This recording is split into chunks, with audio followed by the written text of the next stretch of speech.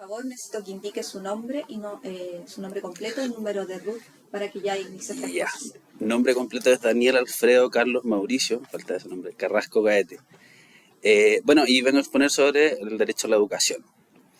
Eh, bueno, estamos acá a propósito del proceso constituyente que en buena hora nos dimos cuenta de que tiene que ser democrático, como la constitución que venimos trayendo, o sea, al contrario de eso. Eh, y partió de una forma que en realidad a mí personalmente no me parece bien, que es como a través de una comisión de expertos. Y no me parece bien, no porque sea malo intrínsecamente, sino que porque ¿cuántos expertos necesitamos para poder dar cuenta de la importancia de construir una constitución y sobre todo los aspectos que hay que cubrir? Y de hecho, podemos ver que los expertos que formaron parte de la comisión, los miembros estables, fueron en su mayoría abogados, otros economistas y sociólogos. A su vez también contaron con expertos expositores que fueron parcialmente a dar ciertas exposiciones, y ellos también a su vez fueron también abogados, economistas y sociólogos. Entonces dieron la impresión de que la única expertise necesaria para construir una constitución son esas, sobre todo el derecho. Y por eso yo iba con cierta aprensión cuando me aproximé a este proceso y empecé a leer el anteproyecto que hicieron, y en realidad me encontré con una grata sorpresa. La grata sorpresa fue que tenemos un derecho a la educación pública garantizado en este anteproyecto de constitución. Y es, yo creo que una de las deudas más sentidas de la constitución actual. El derecho a la educación pública se encontraba consagrado en la constitución del 25 y creo que esto es un paso decidido y por lo demás con una reacción eximia de este articulado respecto al derecho a la educación. Ahora, bueno, ese es el aspecto positivo, pero eh, además en el articulado de este anteproyecto se establece una serie de prerrogativas para el Estado, y prerrogativas que son súper serias, porque se habla de que va a ser deber del Estado el propender al perfeccionamiento continuo de la educación y también asegurar la calidad de la educación. Y entonces en ese momento es cuando nos ponemos a pensar, bueno, ¿qué significa perfeccionar continuamente la Constitución? ¿O qué significa en definitiva tener calidad en la educación? Y sobre eso en realidad no se dio muchas definiciones en la discusión. En las actas que hay de la Subcomisión de Derechos Sociales, uno se pone a revisar y en realidad hay muy buenas intenciones al respecto, pero en realidad no hay definiciones. O sea, cuando se habla de una educación de calidad, no se dice qué puede ser. Solamente hubo una aportación que me pareció a mí interesante, que fuera un experto economista de la Universidad de Chile, que, bueno, habló sobre muchas métricas de cómo se relaciona, por ejemplo, la inversión en educación con los resultados de la calidad, en fin. Pero hubo una cosa que yo encontré que estuve de acuerdo con él, que fue que dijo que en el fondo la educación en Chile es como hace 10, 20, 30 o 40 años. Y yo creo que incluso se queda un poco corto. O sea, podríamos decir en muchos sentidos que educamos como más que hace 40 años. Y entonces, bueno, sobre eso quiero conversar un poco. ¿Sobre qué hablamos cuando hablamos de una educación de calidad, al menos desde mi punto de vista? Y bueno, se podrá pensar que yo sí soy un experto en educación, que es lo que estoy echando en falta, y de hecho no, soy estudiante de Derecho. Bueno, los abogados tenemos que estar metidos en absolutamente todo, pero también soy ayudante en mi facultad, de la Facultad de Derecho de la Portales, y también sigo siendo estudiante, de manera tal que tengo esa experiencia. Y dentro de este proceso hay muchos docentes involucrados, o en definitiva gente que recibe educación, y yo creo que mucha gente se puede identificar con esta experiencia, y es algo que a mí me pasa muy seguido cuando hago ayudantía.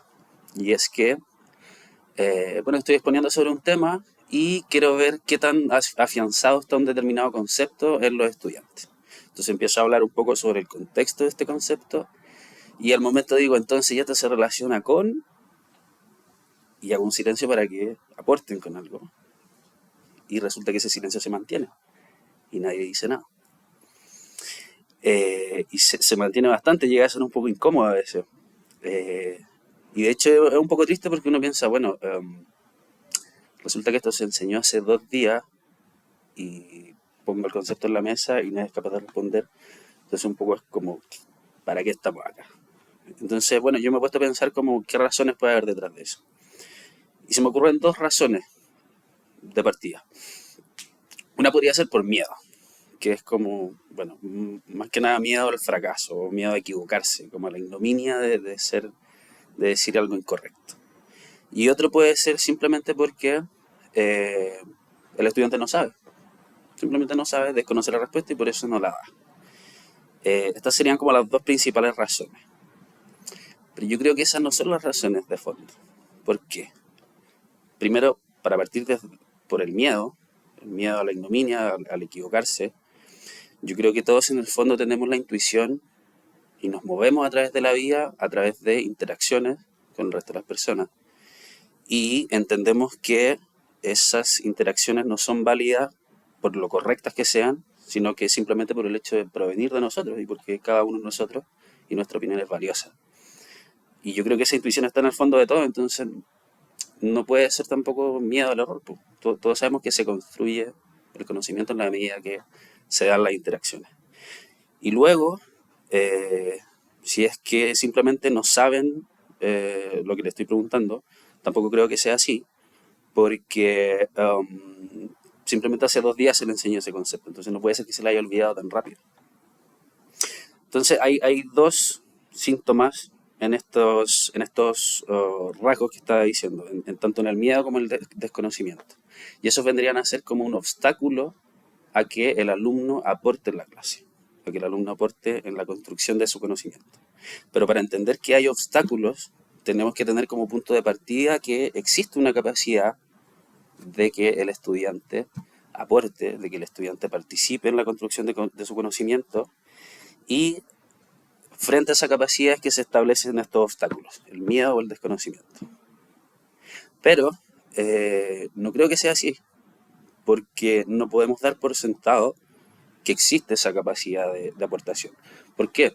Por una parte, dentro del código genético yo, al menos, no sé, biología, pero no creo que exista como un gen del estudiante participativo.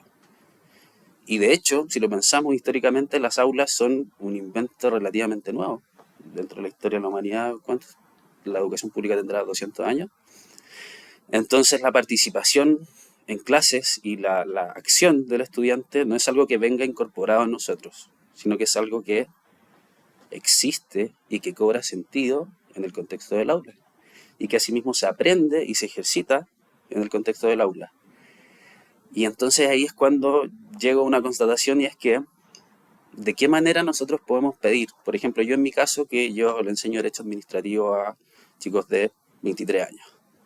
¿De qué manera yo puedo pedirle a esos chicos de 23 años que sean capaces de aportar y que hagan ejercicio de esta capacidad de aportar y de ser partícipes de su propio conocimiento? Sí, cuando efectivamente toda su vida han tenido que ser meros receptores de información. Siempre desde que ingresaron a su proceso educativo, fueron meros receptores de una instrucción que les viene impartida por un profesor. Y su único rol durante todo ese tiempo es la de escuchar mientras otras personas hablan. Eso ¿de dónde viene? Viene de que lo más importante dentro del proceso de educación es el conocimiento.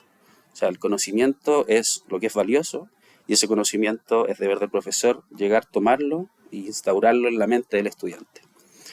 Pero en realidad yo creo que desde hace unos 100 años, desde el giro lingüístico, entendemos que el conocimiento no existe más allá del lenguaje, y que el lenguaje es performativo, el lenguaje es contingente.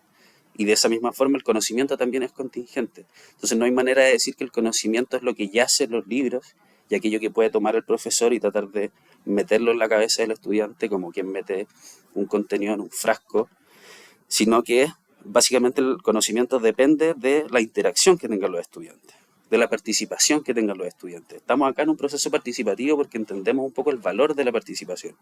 Y eso mismo es lo que tenemos que hacer respecto de la educación. Y no solamente incorporando mecanismos para que los estudiantes vayan creciendo en cuanto a aportar por su actividad a través de la educación, sino que ese debe ser el centro del derecho a la educación. En definitiva, del derecho a la educación, el centro debe ser el estudiante.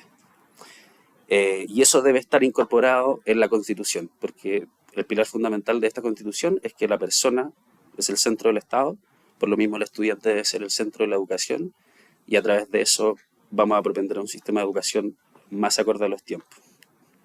Ese sería.